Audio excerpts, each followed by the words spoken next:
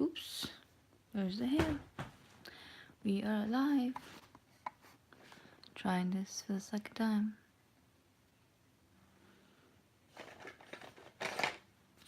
I'm just gonna wait till someone shows up. And then we'll have a little story time.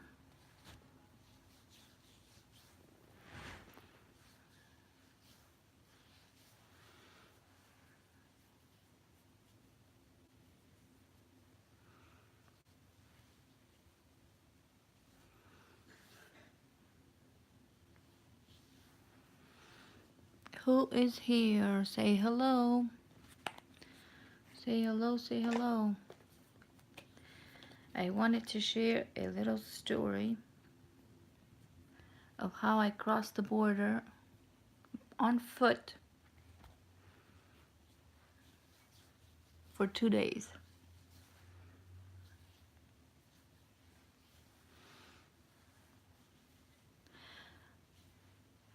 Who is here? Say hi. If you don't want to say hi, that's fine.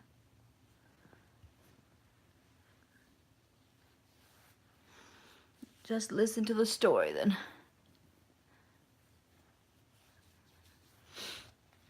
Today is a very special day because, well, not special.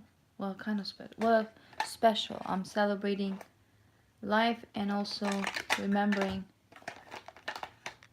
the fact that I could have been dead. 20 years ago, my family today and I had to flee from our country to another country, and we had to walk. We were kicked out of our house during the war, and we had to walk from our house 2 days on foot to another country, to their border. Well, we basically made it there on foot. And the worst part is that we had to carry, not the worst part, the hardest part was that we had to carry kids and not much stuff with us. And it was April 27, 2000, 1999. Yes, it's been that long. I can't believe it's actually been 20 years. There was like war going on for 2 years, I believe, in my country, and then finally our village was attacked by the enemy, and they kicked us out, and they burned my house right in front of us. They kicked us out, and then they took my dad, and they killed him that day, I believe. And me and my mom and my three brothers. My little brother was only 3 months. And my sister was 8 years. We had to flee from our country to our motherland country, which was like 2 days walk to the border, because we didn't have anything to drive to. They didn't let us. They just kicked us out. Not just us, but most of the village around, most of the people.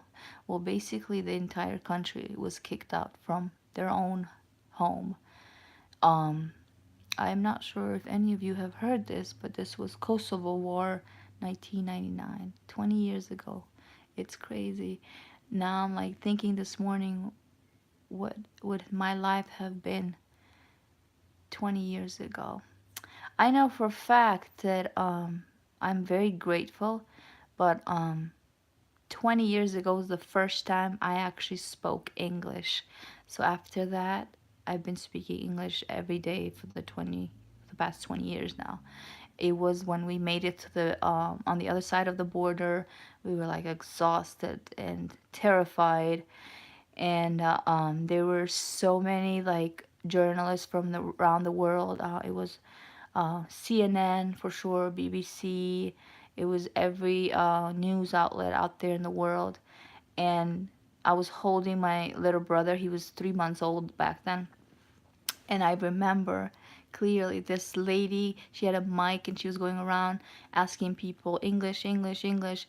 And I remember my heart beating so fast because I was like, This is my chance. This is my chance. I was very good in school in English. I started studying English since I was 7.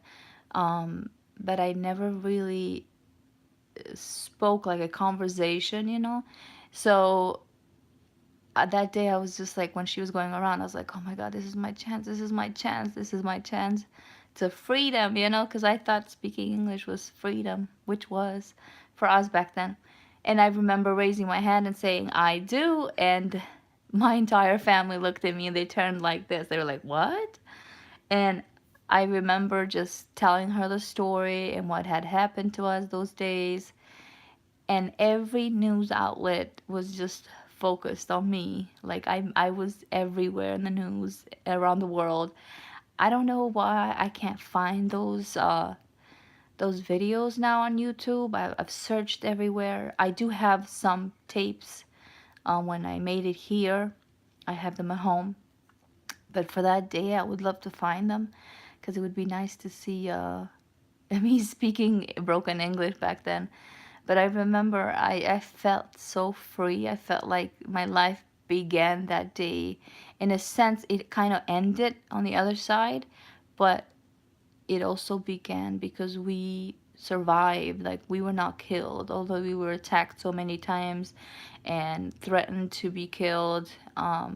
They killed close to 500 people in my village, and a lot of them were they among them were kids and women as well, but mostly men. They were attacking men. But today I celebrate life, and but I also remember that it was 20 years ago, but for me it's like it happened yesterday, you know.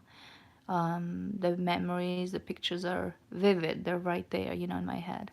But I remember that day, when I spoke English, I felt like I had made it to US.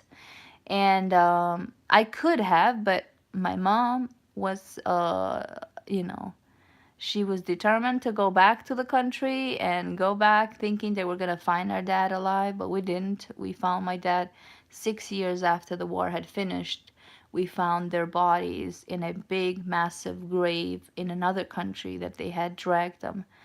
And they like didn't even want us to bury their bodies. That's how mean they were, these people.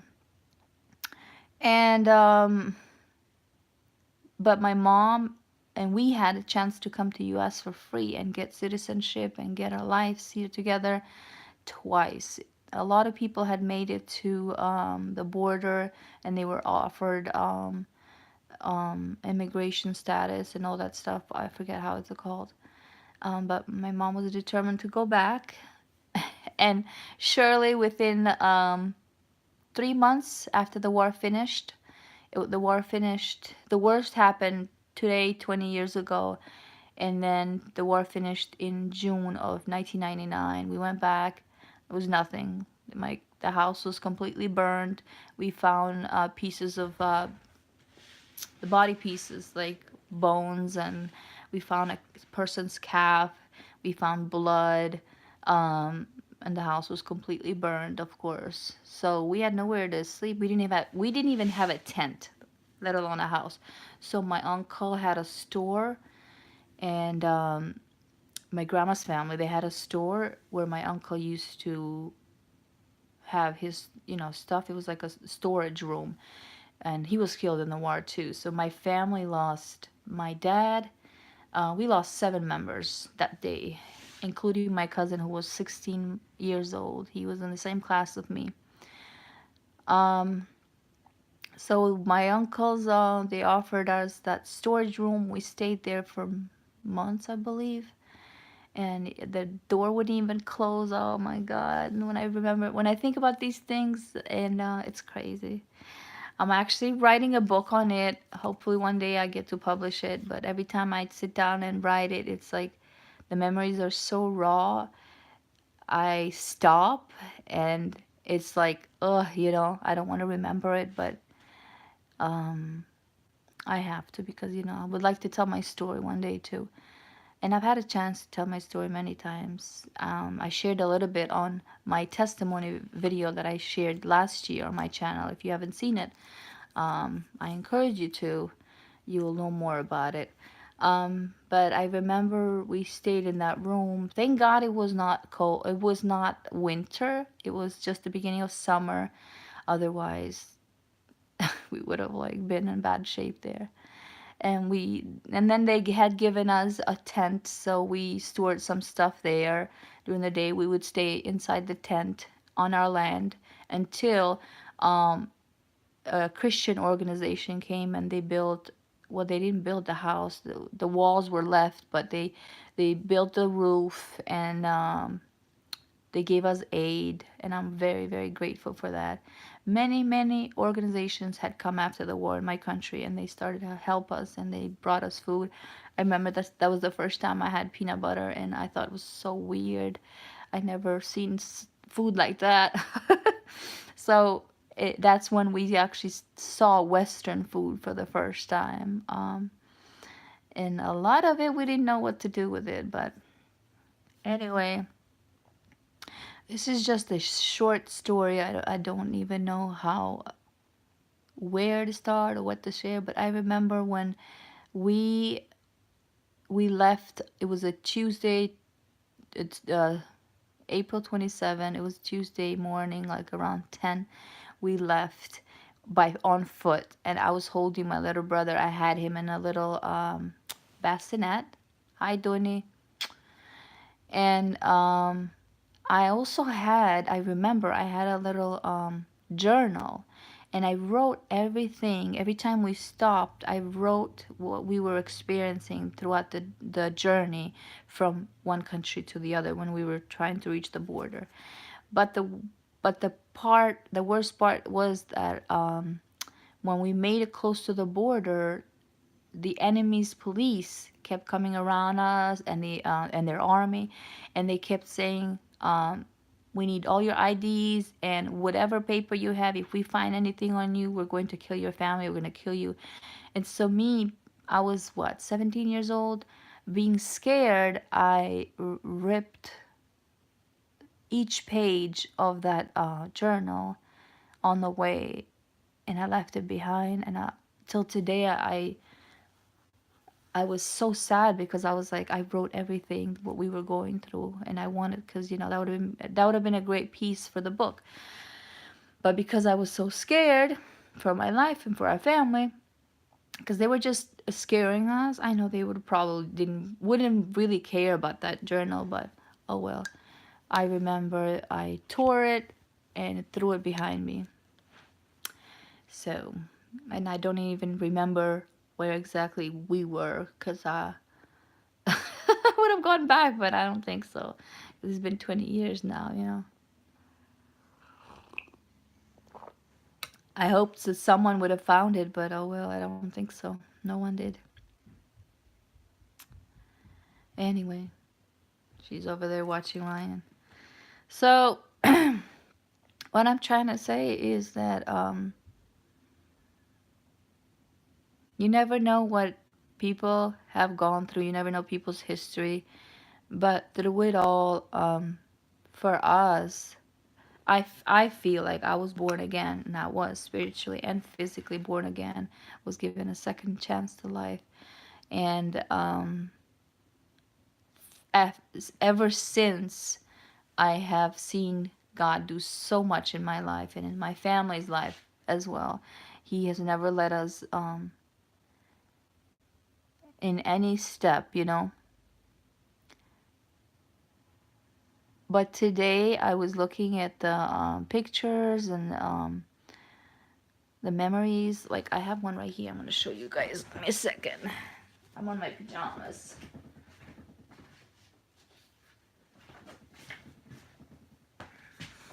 Ow. This was me. My brother's going to kill me for this picture. That was me. I think I was either 19 or 18 there. That was in June. That was our house, covered with plastic or whatever that was. And I look at this picture and I'm like, oh my God, I was so desperate for life. But I know I was always, as even as a kid, I was always full of dreams and full of hope. In the midst of all that turmoil, I always had dreams, and that is one thing that I always try to encourage people that I meet. That they tell me, "Oh, I've gone through this," and I'm like, "You don't even know what I've gone through." But I don't share it much because I don't want to. I don't want to come across like um, sad or have people have pity on me because yes, it happened and everything, and it was all real, but I like to share more the positive side, like things that came positive out of it, and great things that God has done ever since in my life. But the best part is to remember is that to never give up dreaming, and I'm not talking about like just go to bed and have a dream, I'm talking about your the dreams that are inside your soul, the dreams that are inside your heart, you know like for me they were so unreachable, because of the way I was brought up, or the living condition that we had, or the status. But I just never stopped dreaming. And especially for me, it was when the war ended. For me, it was with my whole family too. For us it was, we lost so much, but at the same time, all I could see was ahead, like a brighter future, a big, brighter future. And if you don't have that type of vision in your head, if you don't live with that type of expectation in your life, um, you won't make it far. Doors won't open for you, because doors will not open for someone who is idle. Okay, in a sense, your status is idle, or you just don't dream, don't dare to dream. It doesn't matter what status in life you have, or where you are, where you come from. Everyone can dream. Everyone can dream. And with God's help, those dreams can come true, and will come true. But it will only come true to people who believe that they will come true, you know. If you believe, God will make it happen. But if you don't have faith, it's hard. It is hard. So it comes down to this. All right, I'm supposed to get ready here. Um, Life will happen. Things will happen to you in your life. Maybe not as a result of your own actions. Maybe you will suffer someone else's consequences of their actions. Um, like a lot of people say, and they blame God, or if they I've had a lot of people say to me, how could you thank God because he sent the war, or how could you still be with God, he could have stopped the war. Yeah, God is able and capable to do all that, but God will not interfere with your free will. And when people choose to do whatever they choose to do, whether it's good or evil, um, they will suffer the consequences, but sometimes the people around will suffer the consequences too, And for us, we were occupied for years and years and years by these evil people, and our country suffered because someone stood up and said, enough is enough, we want to be free. And with freedom comes sacrifice, Um, so whether that is with blood or with life, whatever, freedom most of the time is earned through sacrifice. Um, but don't blame God when things like this happen in your life. I did blame God that day, and I remember my mom telling me, it's not God's fault, Um, and it's true, it's not. God does not push you. God gave us our free will to do whatever we want to choose right or wrong. And if you choose right, you will have you will reap the benefits of it. If you choose wrong, you will reap the benefits. It's a given human law. God will not cross that, because that's how he chose it from the beginning. So he will not break that, whatever he set from the beginning. He can, though. He can do it because he's God, but he won't do it. He wants people to choose right. And these people didn't choose right, and we suffered, and not just my family, but the entire country. But like I said, freedom comes with sacrifice, and for us, it did. In my family, we lost 7 members, like I said in the beginning, because of that. Um, what I'm trying to say is things like this will happen, whether it's as a consequence of your own actions or someone else's actions in your life. Um, you could still break free. You could still get out of it. You could still get out of that situation. You could still hope and dream for a better life for you and your family, for you and your kids, for you and your community. You could still break free. You just have to make a choice here first. Everything is conceived in your head first, and then it will be manifested in life. So you have to hope, and you have to dream big, and you have to see yourself in a better life, in a better situation. And God will be there to help you when you lean on him and you ask his help, because sometimes we don't know really what to pick or what's best for us. When you lean on God, he will open doors. He will bring people, he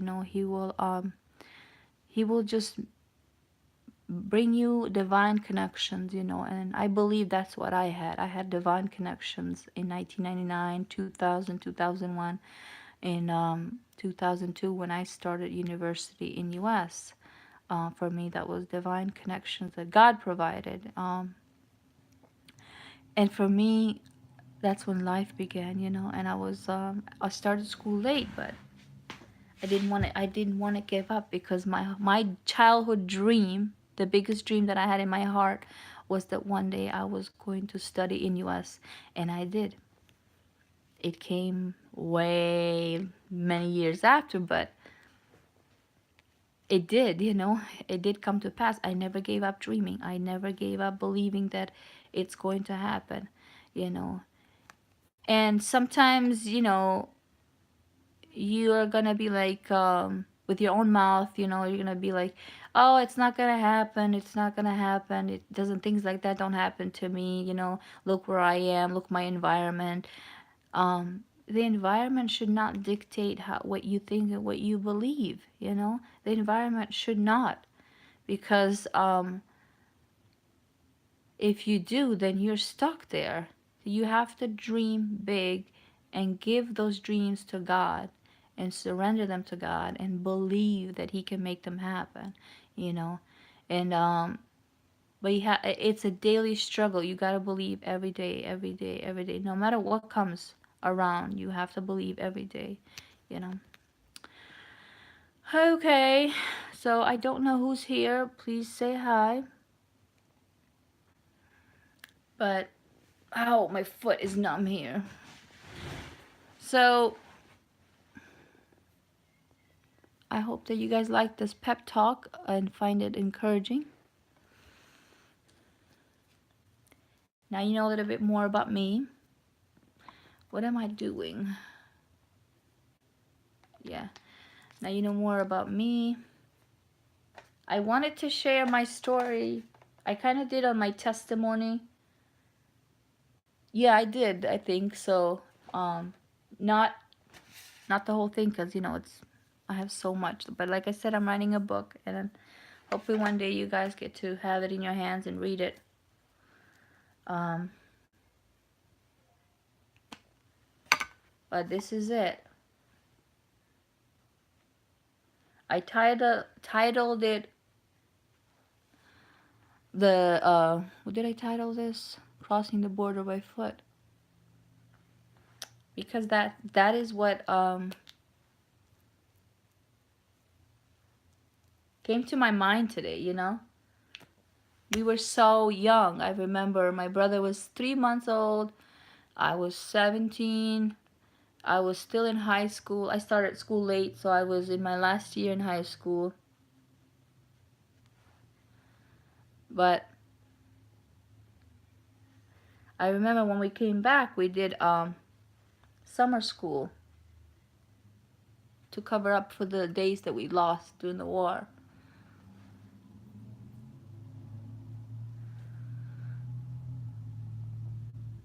So just when you think life has given you the death sentence and it said, that's it, you're done, and you are walking around dead people, you're walking around fire, you are surrounded by nothing but um, death, basically, or the smell of death, because that's how we were.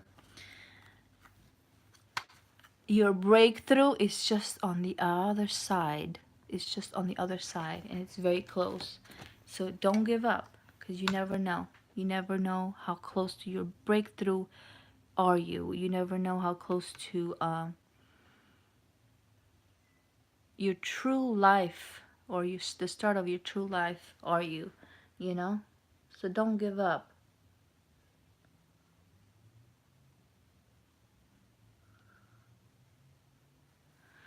So I don't know who's here, but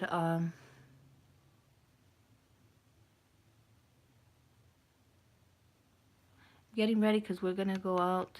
I have to get some work clothes now. Yesterday I signed the papers for work. I'm very excited to start a new chapter in my life.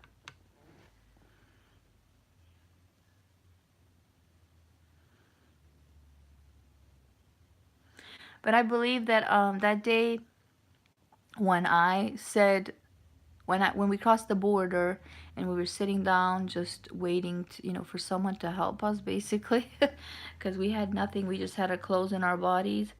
But I remember when I raised my hand and I said that I speak English, I felt like every opportunity in life, or every opportunity from heaven, just poured down and opened on me and my family. And after that, things got better and better and better for us. I believe so. That's what I believe.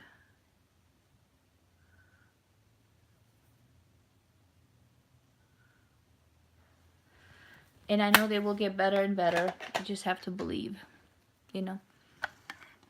So here I am, alive.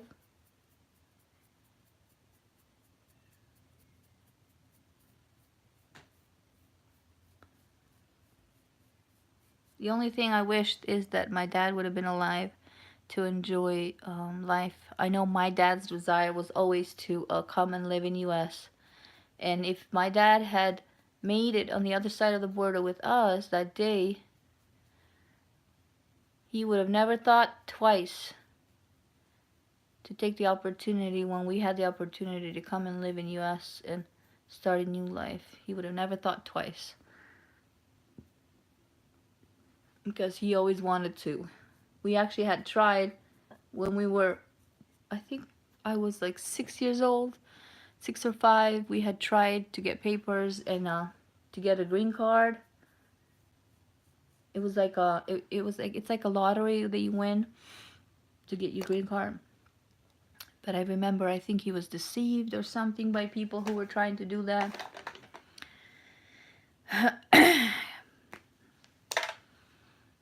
But no matter the setbacks in your life, you don't let the setbacks sit you and stay seated. You get up and you keep trying and you keep trying, you know?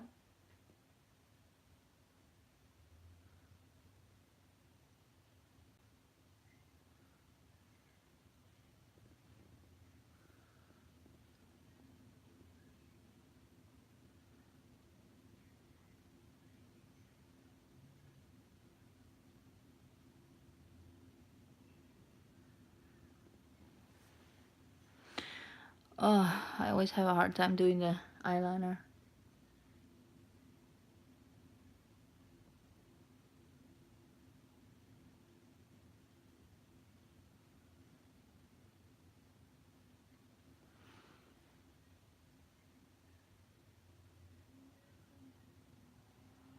When life gives you a second chance to life, or when God gives you a second chance to life, you have to look back and say, what am I doing with my life?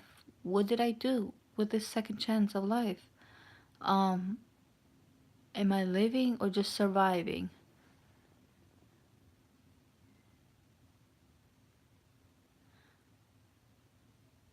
Or am I always in a mourning state, And you don't want to be in a mourning state or a grieving state.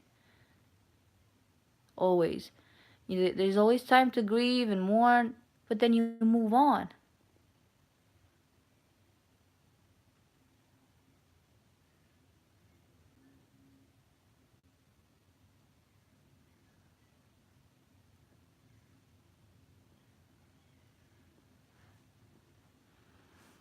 You guys like it? See, I always like do this one low and this one high. I don't know what I did. The sun is keep coming and going today.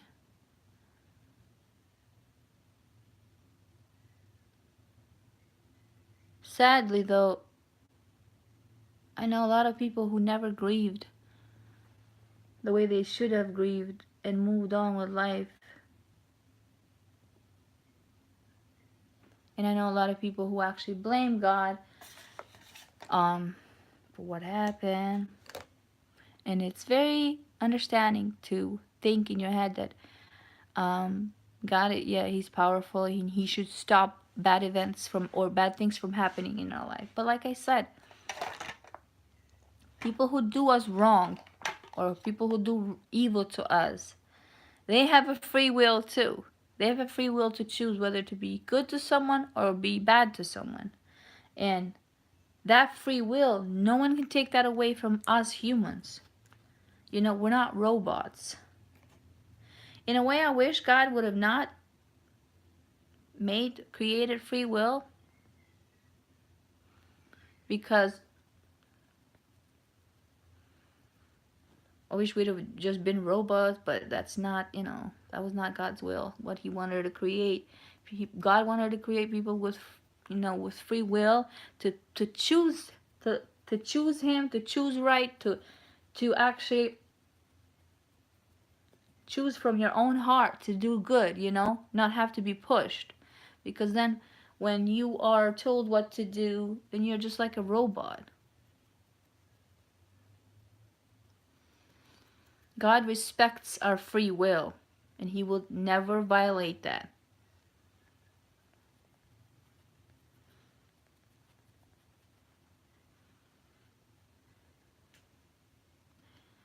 Because God is not a violent God. He's a very gentle, gentle God.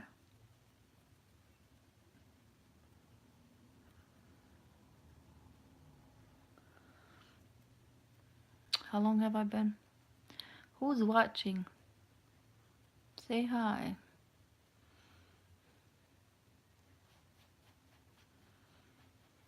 I gotta take my kid to karate. But I wanted to get ready because, I'll be looking ratchet here every day. Gotta cover up them wrinkles.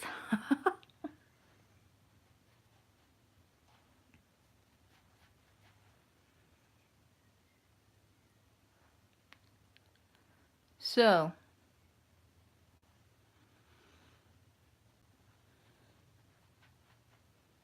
I actually wrote this testimony that I just shared today. I wrote it down.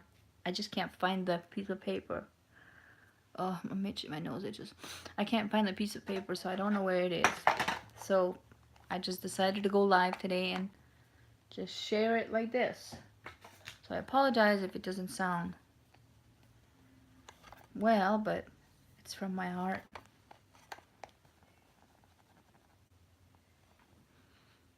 Setting powder.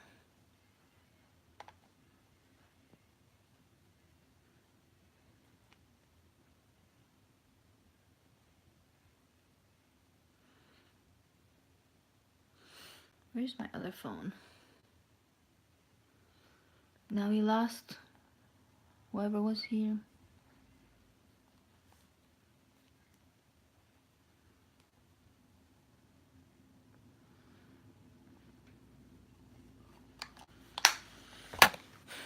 Now we're going to put a little bit of blush, you know.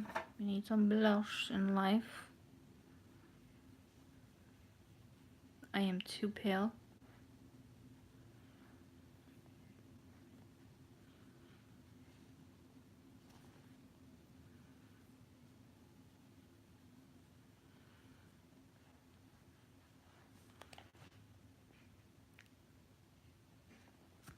You okay?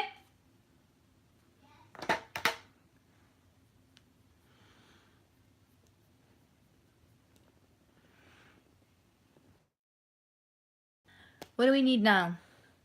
Oh, these eyelashes. Mascara, I mean.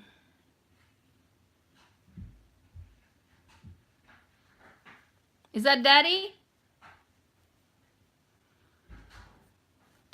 Alright, I'm going to close this because y'all left me.